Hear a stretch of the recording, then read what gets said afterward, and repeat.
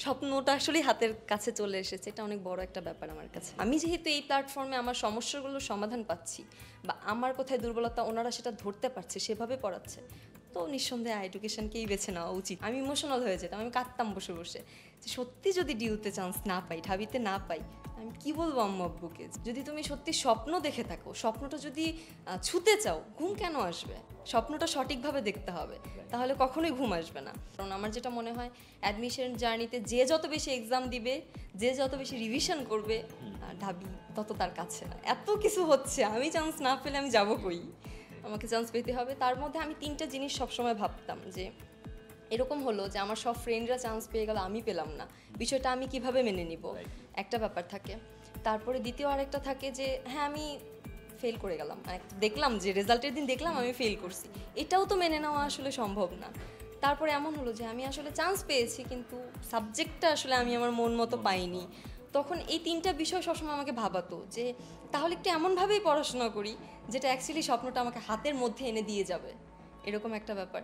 তো এই ভেবে অনেক পড়তাম, অনেকটাই পড়ার চেষ্টা করতাম। চান্স পাওয়ার পরে তো অবশ্যই আমি আমার ওই গ্রামের কথা যদি বলি, ওই অঞ্চলে একমাত্র এখন ঢাবিয়ান।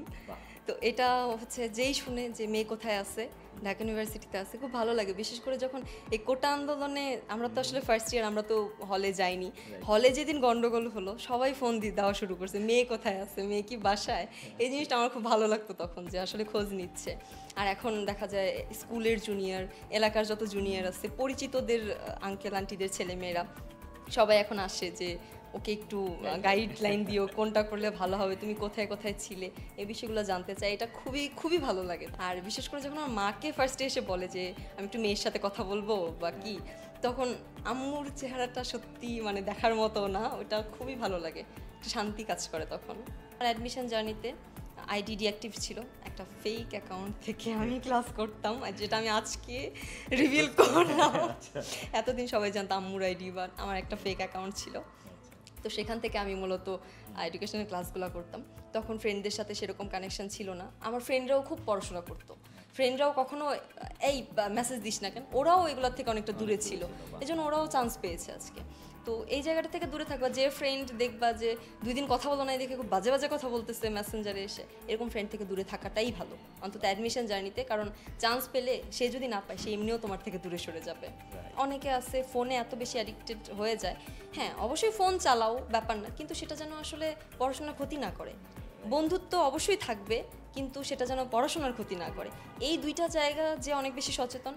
আবার অনেকের একটা সমস্যা থাকে, একদিন পড়ার পরে আগামী 2 দিন পড়াশোনা হয় না, এটা একটা বড় সমস্যা। আমি যেটা মনে করি যে একদিন যখন আমি পড়াশোনা করি, এত বেশি মোটিভেশন আসে, ঘুম খাওয়া বাদ দিয়ে পড়াশোনা করি, পরদিন সেই এনার্জিটা আর থাকে না পড়াশোনার, 2 দিন ঘুমিয়েই চলে যায়। তো দেখা যায় পরবর্তী 2-3 দিন পড়া হয় না। আমি অনেকের কাছেই শুনতাম যে দোস্ত একদিন পড়লাম আর তো পড়া হচ্ছে না। আমার এরকম কখনোই হয় নাই, রোজ ওই যে একটা নির্দিষ্ট টাইম ছিল, 6টা টু রাত 12টা, এই টাইমে আমার যা করার, ওই 12টার পর আমাকে কেউ পাবে না, আমি ঘুম। সর্বশেষ জুনিয়রদের উদ্দেশ্যে একটাই কথা বলা, ওই আমি আগেও অনেক টপিক এনেছি, রেগুলার পড়াশোনা করতে হবে, অন্যের রুটিন ফলো করা যাবে না, নিয়মিত ক্লাস করো। কোনো কারণে যদি ক্লাস মিস হয় অবশ্যই সেটা পরে রেকর্ডেড ক্লাস করো।